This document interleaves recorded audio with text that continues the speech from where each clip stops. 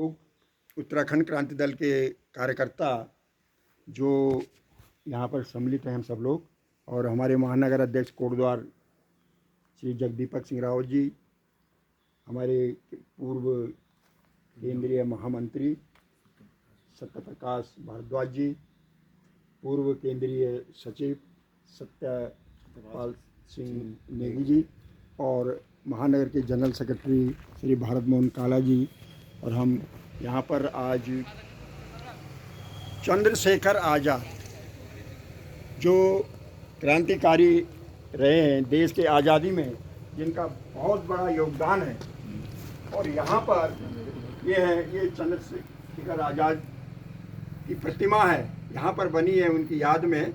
और वो 1930 में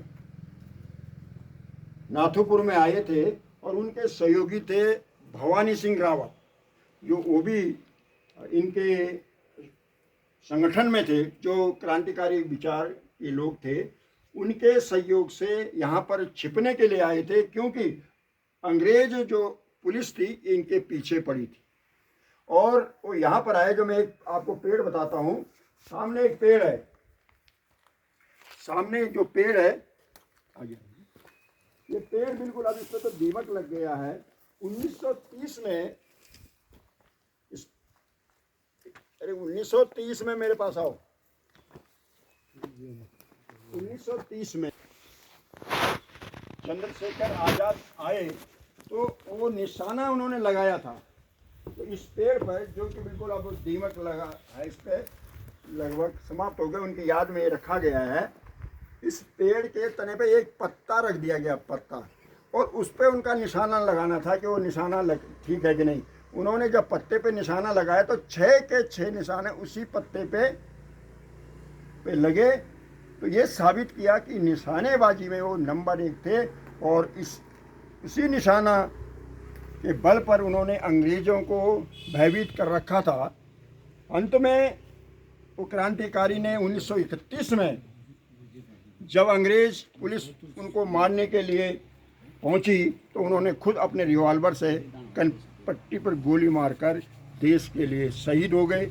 आज हम ऐसे शहीद को याद करने के लिए, क्रांतिकारी चंद्रशेखर आज़ाद को याद करने के लिए यहाँ पर पहुँचे हैं। अभी हमारे सभी साथियों ने उनको श्रद्धांजलि दी है, उनको माल्यार्पण करके श्रद्धांजलि दी है।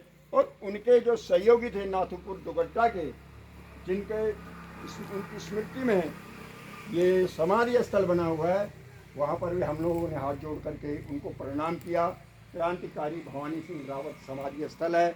ये चंद्रशेखर आज़ाद के सहयोगी थे, और इन्होंने उनको यहाँ पर पूरा काफ़ी दिन तक सहयोग दिया, यहाँ पर रहे, और चंद्रशेखर आज़ाद ने यहाँ पर प्रशिक्षण भी प्राप्त किया। और उसके बाद फिर यहाँ से देश के लिए, देश के आज़ादी के लिए वो संग्राम में कूद पड़े, और अंत में शहीद होकर के अपना नाम भारत के दिया।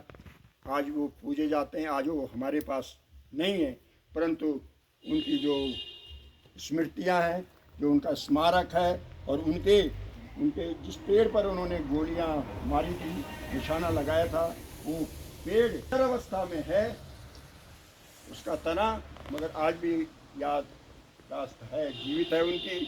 और उनके जो सहयोगी थे भवानी सिंह रावत, जिनके सहयोग से वो यहाँ पर नाथुपुर में रहे हैं, दुगड्डा में, वो यहाँ पर आए थे। उनकी समाधि पर भी हम लोग यहाँ पर पहुँचे हैं। हमारे सभी साथियों ने, इससे पहले यहाँ पर बहुत कूड़ा करकट था, अभी सभी उत्तराखंड क्रांति दल के सभी साथियों ने यहाँ पर सफाई की है, और उसके बाद हम लोगों ने उनको माल्यार्पण करके उनको श्रद्धांजलि दी है। उत्तराखंड सरकार से हमारा साफ साफ कहना है कि राष्ट्रवादी सरकार है, और चंद्रशेखर आज़ाद, जिन्होंने देश की आज़ादी के लिए बहुत बड़ा आंदोलन किया, बहुत बड़ा काम किया, देश के लिए शहीद हुए, उनका जो पार्क बना हुआ है उसकी देख रेख बिल्कुल भी नहीं की जाती है। यहाँ सब कूड़ा करकट है, सफाई पर कोई ध्यान नहीं दिया जा रहा है। ये पंचायत के अधीन है या नगर पालिका के अधीन है, ये तय नहीं किया गया है। अभी देखिए ये मेरे साथ, ये देखिए, ये देखिए, ये हालत है। ये प्रतिमा है चंद्रशेखर आजाद की। तो ऊपर देखिए ये सरिया दिखाई दे रहा है, इस पर ध्यान नहीं, इसका कभी मरम्मत नहीं हुई, देख रेख नहीं है। ये तो हमारी देशभक्ति का एग्जाम्पल है इन सरकारों का। तो हम सरकार से कहना है, आग्रह भी है, और नगर पालिका से या पंचायतों से, जो जिस पंचायत के अधीन ये है, इसकी देखरेख की जाए। पूरे उत्तराखंड सरकार इसके लिए निश्चित बजट निर्धारित करे और यहाँ पर सिर्फ मेला लगाने तक सीमित न रखा जाए। इसको पूरे राष्ट्र का प्रतीक के रूप में, स्मारक के रूप में यहाँ पर मेला लगे, यहाँ पर राष्ट्र गाया जाए, यहाँ पर देश को बताया जाए कि चंद्रशेखर आजाद ने उत्तराखंड के लोग कितने देश के प्रति समर्पित हैं। आज़ादी के समय से लेकर के, चाहे प्रथम विश्व युद्ध हुआ हो, द्वितीय विश्व युद्ध हुआ हो, और चाहे देश की आज़ादी के लिए, देश की रक्षा के लिए आज भी होता है, हम लोग हमेशा देश के लिए समर्पित रहे हैं। ये प्रतिमा, ये मूर्ति ये साबित करती है, और इनकी प्रतिमा ये साबित करती है कि उत्तराखंड के निवासी देशभक्ति में बहुत, और इसी कारण वो यहाँ पर आए थे। और चंद्रशेखर आजाद का संबंध और उत्तराखंड का संबंध बहुत गहरा है। इन शब्दों के साथ मैं फिर उनको नमन करता हूँ, श्रद्धांजलि देता हूँ। जय भारत, जय उत्तराखंड।